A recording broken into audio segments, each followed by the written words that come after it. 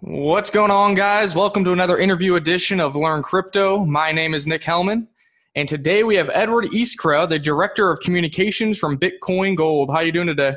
I'm doing pretty well, Nick. How are you doing? Pretty good.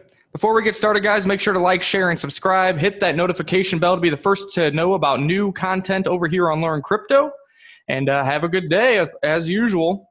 So I guess to start here, Edward, do you want to just give a brief bio on yourself and really how you got involved with Bitcoin Gold? Okay. So I'm probably an old timer in the crypto space in terms of age, although I didn't get involved early in the days of Bitcoin. I started out in computer science and computer engineering and worked some IT jobs. Most recently, I was a director of IT for a small investment bank. And while I was working there, I saw the rise of Bitcoin happening and also the other coins that were happening earlier on, like the dawn of Ripple, and then more recently, things like Ethereum started up. So I was closely following, but not actively involved. And then a little over a year ago, I started getting involved on the GPU mining side. I became a bit of a small GPU mining entrepreneur. And I closely followed the scaling debate within Bitcoin. I saw the sudden creation of Bitcoin Cash in the middle of the summer, and then heard the rumors about Bitcoin Gold. And then Bitcoin Gold really caught my attention, being a GPU miner, of course. So I followed that project closely, and then between the time of the fork and the time of the launch, I came formally on board with the Bitcoin Gold team. After volunteering to help out in a couple of respects, they ended up looking at my past, my resume, and deciding I could be useful to the team. And I pitched in as well as I could, and I've been with the team ever since. Awesome. So for those of the people in the community who do not really know what Bitcoin Gold is, other than just, a Bitcoin fork that was maybe free money, people like to call it, what would your overview be for the project? So briefly, anyone who watched Bitcoin back in the summer of 2017 knew that there was this long-running impasse between the people who wanted to scale Bitcoin by increasing the block size and those who wanted to scale Bitcoin by enabling newer technologies like SegWit and eventually Lightning Network. And that struggle went on for a very long period of time before there was that sudden fork that created Bitcoin Cash in the middle of the summer. Now, some people who are watching that, including Jack Lau, who's the founder and runs Lightning ASIC, he was thinking that this was part of the reason behind this problem was the concentration of power into a couple of people's hands, a couple of parties' hands. The mining aspect of Bitcoin had gotten very consolidated into a small number of individuals, including the manufacturers of the miners, who became big holders of all those miners, as well as being sellers of the miners. And they were accumulating a lot of Bitcoin too. So it was in their interest, it wasn't necessarily in their interest to act in the same way that the developers would like, or the general users of Bitcoin might like. And that was sort of part of the impasse. Now you have to remember, in the Bitcoin model, the voting per se is done by the miners when it comes to a hard fork. So if the majority of mining power is held in a few hands and they do the voting, but the development of the software is done by a separate group of people who don't have that kind of mining power, you have this divide between the people thinking one way over here but not being able to express that vote, and the people over here having a different point of view and sort of controlling the system and also collecting the bulk of the mining rewards. So that impasse led to that stretch out. It snapped into Bitcoin Cash, and that spurred people like Jack Lau to think, if the mining wasn't so concentrated in the hands of these people who make and control the ASICs, this might not have happened. There must be a better way forwards. There were other coins like Zcash who were doing very fair ASIC resistant mining using a protocol called Equihash. That was the genesis of the idea for Bitcoin Gold. So Jack found a couple of individuals, including our lead developer, assembled a team of 6 who worked on putting together the plan for the Bitcoin Gold fork. On October 24th, we forked the Bitcoin code and the Bitcoin blockchain in its entirety. A couple of weeks later, on November 12th, we launched the entire new network for Bitcoin Gold, which is identical to Bitcoin as of October 24th, with the sole exception of the change of the mining algorithm to use Equihash, which can only run on GPUs right now, and a couple of ancillary changes to enable the safe use of Bitcoin Gold. And I can rattle off those other changes, but the purpose was to create an ASIC-resistant version of Bitcoin Gold. Well, It was originally called BTC GPU. And if you look at our GitHub pages, you'll see that's the actual project name. But BTC GPU doesn't roll off anybody's tongue. Yeah. And we knew that the code was going to be BTG, which sort of suggested Bitcoin Gold. The name caught on, the name stuck. So we're Bitcoin Gold. Cool. Well, that was kind of answered one of my questions. I was going to ask, what kind of problem are you guys really trying to solve with Bitcoin Gold? And it sounds like you guys are really trying to get back to the roots where really anybody has the opportunity to mine Bitcoin Gold. And then therefore, you're going to create a more decentralized network in which the governance system isn't going to be relying on the people who are making the most money from the mining to really decide the future of the blockchain and how it's going to be implemented in real world use cases. Am I kind of correct in summing it up for everybody? That's exactly the intent. You've got it perfectly, Nick. Now, before we get going, if I say B Gold, are you going to flip me off and rage quit like Roger Ver? No. In fact, in my internal writing, when I refer to the three, because I'm often asked to compare the three, I refer to them as Bcoin, Bcash, and BGold, just for simplicity. You know, it's easier to pronounce them even in your head when they're only 2 syllables. Yeah, and when you're going through the discussion and all that, all these syllables get in the way. Yeah. What makes it simpler for us is we're not hostile at all. In fact, we bill ourselves as the friendly fork. That's what I was also going to say. You know, you guys always got kind of spun as that way. You're not using the SHA-256 algorithm, so you're not really competing with Bitcoin either. And you're really just trying to create a decentralized network for anybody to be able to GPU mine it at home. Right. In fact, that steps right into one of the smaller details where we're different from Bitcoin. Because we're not using SHA-256, we can't be mined on an ASIC, which means we're not competing for their hash power or Bitcoin Cash's hash power. But also, because we're in the GPU space, the GPU space is very competitive with multiple coins, which all use a difficulty adjustment algorithm, which is per block. So that's a change we had to make. Now, Bitcoin uses a 2-week adjustment algorithm. We use a per block adjustment algorithm, which means we can't exercise voting on the part of the miners the same way that Bitcoin does.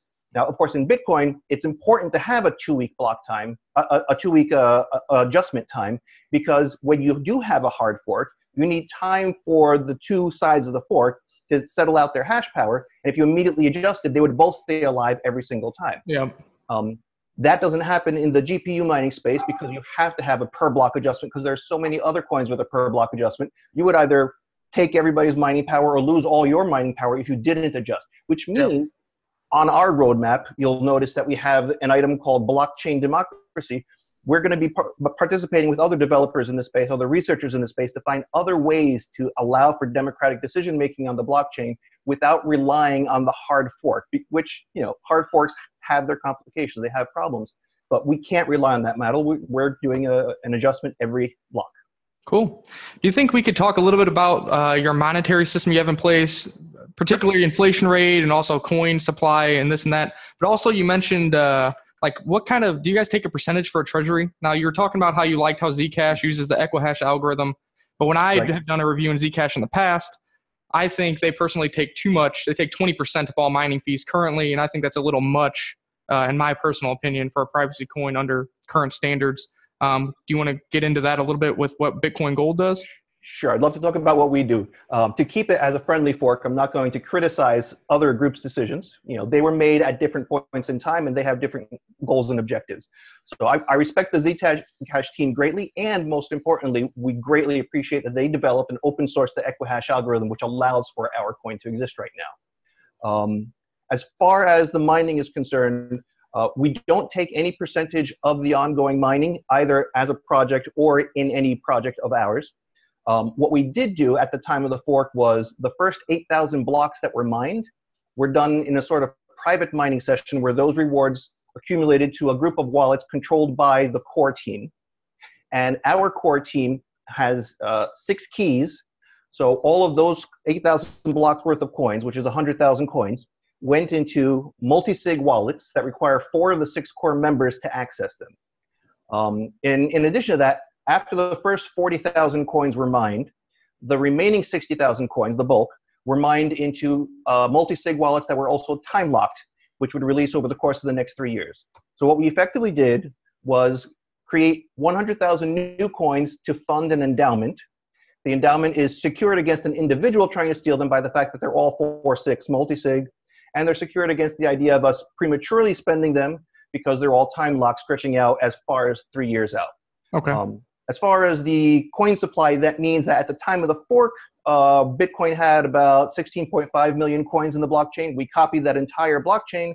So we started with 16.5 million coins, but we immediately mined 0.1 million coins. So we mined roughly 5% of the 0.5% of the existing supply got added at that point. That's sort of a spot inflation, if you want to think of it that way.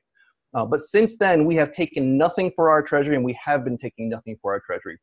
So that means that our coin production rate is exactly the same as Bitcoin's, and we're at the same stage in terms of halvenings as Bitcoin, with the exception that we're 100,000 coins ahead of them because of those extra blocks. Actually, a little less because we had a couple of weeks where there was nothing mined. But basically, we have the same 3.78% inflation rate as Bitcoin does, which is about half of what you see on a coin like Ethereum in terms of the annual inflation rate lately. It's not certain what their max supply will be. And we have the same max supply as Bitcoin as well. So 21 million is going to be the cap. Right now, Bitcoin is about 16.9 million. We're just over 16.9 million. So we all expect to hit 21 roughly the same time. We have the same 10-minute block time. We have the same 12.5 reward per block as Bitcoin. You can compare it to things like Litecoin. Litecoin, although it's been around much longer than we have, they're earlier in their life cycle, so they have a higher inflation rate than we do right now. And because we were talking about Zcash, Zcash is also much younger in its life cycle, has a much higher inflation rate than we do. But that's a function of them only having had a blockchain that lasted for a couple of years. Yep. We're on Bitcoin's blockchain, which started all the way back in 2009, which means we have less inflation to go. So Bitcoin at 16.9, call it 17 million coins existing right now. That means there's going to be another 4 million coins created. In the case of Bitcoin, Bitcoin Cash, a lot of those coins will go to a small number of people who have very expensive mining equipment. In the case of something like Bitcoin Gold, those 4 million coins will be distributed to people all over the world mining on their GPUs, which you said is a little more like the old model of Bitcoin. A lot of people don't know that when Bitcoin was first started and people were mining in 2010, 2011, they were mining on their CPUs. Yeah. They didn't ASIC, they didn't even use their graphics card. So the nice thing then was if you were in the Bitcoin world and you had a wallet, the wallet software on your computer also did the mining. So if you had coin, you mined, and if you mined, you had coin. It was all the same group of people. It's only today that the mining is one group of people, and the users are another group of people. So that's a new development. What's interesting is Bitcoin's initial growth to a large number of people, even going back to, we all hear the story of the 2 pizzas that were bought for a lot of Bitcoin. The store owner who sold those pizzas, he didn't buy an ASIC or have something fancy. The guy who bought those pizzas didn't have an ASIC or something fancy. He had it because it was available to all of them. That store owner was also a miner because he had a computer. Now, these days, if you think about all the people with the GPU in the world, now, sure, there are a lot of people who do mining rigs. They put 6 GPUs in a rig or 12 GPUs in a rig to do more mining, or as much as their power will accept in their house. But there's an awful lot of people, especially gamers, who have 1 or 2 GPUs in their computers. Those people are coming on board. They're doing Zcash mining. They're doing Bitcoin Gold mining. They're doing other Equihash mining as well. Those people are a completely new network effect. When you accumulate a whole bunch of new Bitcoin, 70 or 80% of which go to people who own factories in China, those coins aren't going out and being used to buy stuff on Overstock, to buy services at Microsoft, to buy product at Newegg. But if you have a bunch of people with 1 or 2 GPUs accumulating a little bit of coin, that's being spread all over the place. Those people are consumers. Those people go to Newegg. Those people go to a gaming site and buy their codes to buy their games. It's a completely new network effect. Well, no. It's the old network effect of Bitcoin being restored on the Bitcoin Gold ecosystem. I gotcha. So I guess that kind of leads me into, I was going to ask, how are you guys really going to differentiate yourself from the very populated, public currency sector here in cryptocurrencies? And you did mention that you guys do have a 10-minute block time. So I'm assuming somewhere along the road, you're going to have to implement the Lightning Network or atomic swaps or something, because that block time really probably isn't efficient for merchants at the current level. Yeah, well, actually, the block time isn't as crippling for merchants as you might think. If you look at our Explorer, explorer.bitcoingold.org, it's an Insight Explorer. We forked the Insight Explorer, we posted it up. You'll see that if you have that thing up on your screen, every time someone makes a new transaction, you'll see the transaction pop up on your screen when it's broadcast to the network, the transaction has actually been made. It's just not confirmed. Mm-hmm. Now, I like to explain this to people by using the model of old paper checks because a lot of people still remember them.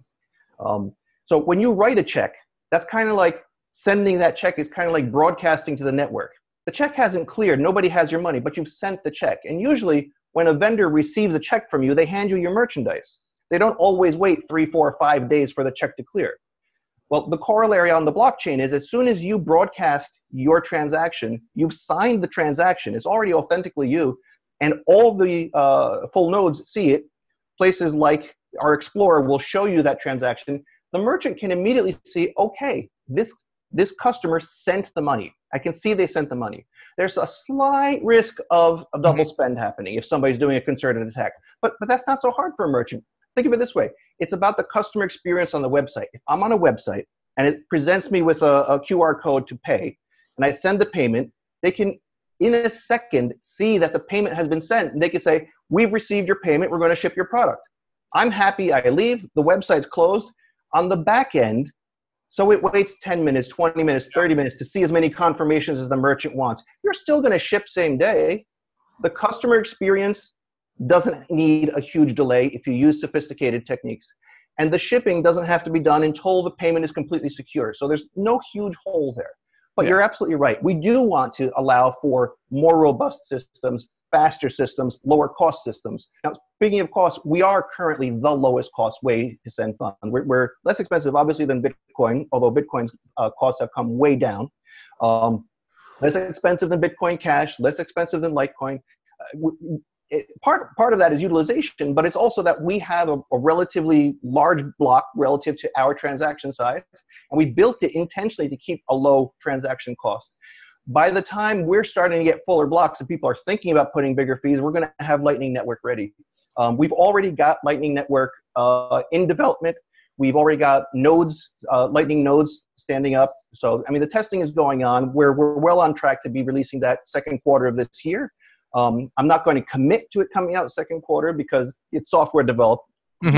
You never know. Software development, things never go quite as you plan, but things are going well. We also got the Electrum wallet. I don't know if you're aware, we did a fork of the Electrum wallet. We call ours Electrum G. We've already got the beta version out. It's been working wonderfully. This week, I got word from our developers that the integration for hardware wallets, including Trezor and Ledger, are working perfectly. We're looking forward to releasing that either as a release candidate or a second beta. But within the coming weeks, I expect we'll be putting out the production version of Electrum G. And that's another big thing for merchants. We've heard from a lot of merchants that they prefer to use Electrum as their wallet because it's simpler for them to set up automated processes. Electrum really gives a wonderful command line interface and a lot of sophistication that you don't find in the Bitcoin Core wallet or in the Bitcoin Gold Core wallet, which is a fork of the Bitcoin wallet. Cool.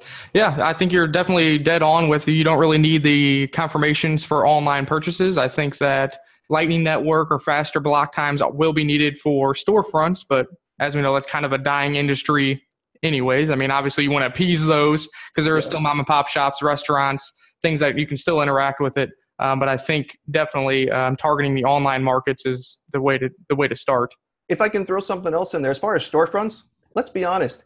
If you're a storefront and you take payment in crypto, you can see that the person paid you. The odds that someone is actually trying to conspire with someone else to somehow pull off a double spend while buying in person at your storefront are really, really minimal. The odds of you taking a $20 bill and it being fake are dramatically higher than that. So if I were running a store, I'd feel much more comfortable taking a Bitcoin transaction from a live person than I would taking cash. There you go. Well, we'll talk a couple more concerns, then we'll get into the ending and the fun stuff. When your project first started, it had a little bit of a bumpy start. There kind of was a DDoS attack on your website, and also there was some kind of malware that was found on one of the downloadable wallets that was on your website as well.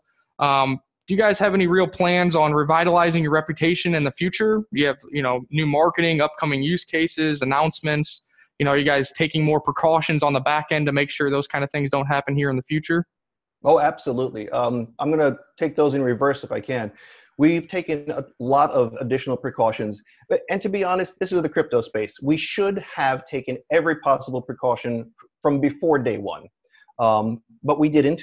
So we did have a problem with some malware. We're fortunate that members of the community noticed and let us know that the wallet software that they were downloading didn't match the hash. It's important, especially in the crypto space, for people to look and make sure that the hash of the software matches the hash of the file you downloaded. And of course, people notice that immediately on the Linux side, because on the Linux side, people are used to checking that, which is why this clever hacker didn't modify the Linux version of our software. They only modified the Windows version. In the Windows space, people don't check the hashes. Yeah.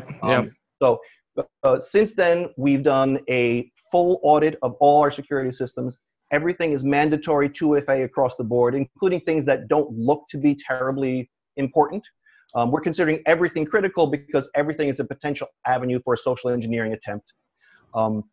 We've also switched on in terms of what's on our GitHub. We use the Gideon build process, which requires signed builds, etc. So there's many additional layers of security in there. So we think it's extremely unlikely that we have a repeat of any of the things that we saw in the past, and hopefully we have the minimal possible risk of a future event. As far as rebuilding our reputation, we're not doing anything particularly special. To be perfectly honest, what we're doing is just being as upfront, honest, and transparent about everything that we can, proceeding to do everything as responsibly as we can, and trying to build a new experience. We're trying to establish trust by demonstrating that we're doing things as right as we can, and over time, establishing the reputation for doing that. Perfect. Now, when I went onto your Exchange ecosystem page on your website, I noticed GDAX was in there with a coming soon gray dot. Is there something you want to tell us here? If I did know something, I would absolutely say nothing whatsoever about it. I can tell you what's public, and that is that Coinbase and GDAX have already publicly said that they will be supporting forked coins so that people can withdraw their forked coins. Now, they may or may not list any of the coins. GDAX has a lengthy list of their requirements for a new coin. We believe that we meet those requirements admirably. In fact, we think we meet those requirements better than some of the other coins they have listed. That being said, we can't say that they're going to list us. Even if we knew whether they were or weren't, it wouldn't be appropriate for us to say anything. But we can be sure that they will be allowing people to remove their forked coins, as other major wallet providers have said. Perfect. And I guess the last thing I really wanted to ask you here today is, what do you think will be success for Bitcoin Gold for 2018? Like, what do you want to see happen for Bitcoin Gold in order to consider this year a success? Personally, and of course, opinions will vary dramatically on this, whether you're a developer or you're a holder or a merchant. Personally, I'm focusing less on the price in the coming days, weeks, and focusing more on the continued development of the ecosystem. I want to see more adoption for real world use cases. I'm looking forward to us having Lightning Network up and running on the system, and I'm really looking forward to cross-chain atomic swaps. I think that there are just a small number of coins that are working hard for things like Lightning and cross-chain swaps. I think that's going to be very important to the ecosystem in the future, and I think that the early players in that part of the space will really be positioned well. We've done really well getting into a lot of different exchanges. We're tradable on 7 or 8 different fiat currencies right now, which is something most coins of our, we're not even, 5 months old? Yeah. Most coins our age can't say they're available in so many types of fiat. But we're on over 40 exchanges at this point. We have more exchanges that are preparing to list us, that are just going through regulatory requirements and review phases. So the liquidity is going to be there. The global ability to transfer to local currencies is going to be there. We're going to focus on enabling adoption. We have a program called BTG Pay, where we work hard to connect merchants and service providers so that they can get the technology up and running to be able to take Bitcoin Gold on a storefront, on a website, etc. We have some upcoming announcements that I'm very excited about regarding merchant adoption, and that's going to be an exciting thing. But really, it's building the actual usage, building the software around the ecosystem, and sharing this information with other coins. We already have cooperation with researchers in certain spaces, with other developers in certain spaces. Everything we produce is open source and free. Everything we use has come from open source. We're just trying to build an additional piece of the ecosystem to help everyone in the coin space. Well, I just wanted to thank you for coming on. You really opened my eyes back up to Bitcoin Gold, and I'm sure a lot of people in the community as well that might have thought, oh, this is just another fork. I'll take the money grab and just be happy with it. I think you guys got a lot of positive things going for you, and make sure to stay in touch. As some of these new developments come into play, and you guys maybe make some of these partnerships and announcements, maybe you can come back on here. We can talk about those as well and see where Bitcoin Gold is going. I'd love to. Thanks, Nick, and thanks to everyone at the Learn Crypto team. There we go, guys. Make sure to like, share, and subscribe, and we'll see you all tomorrow.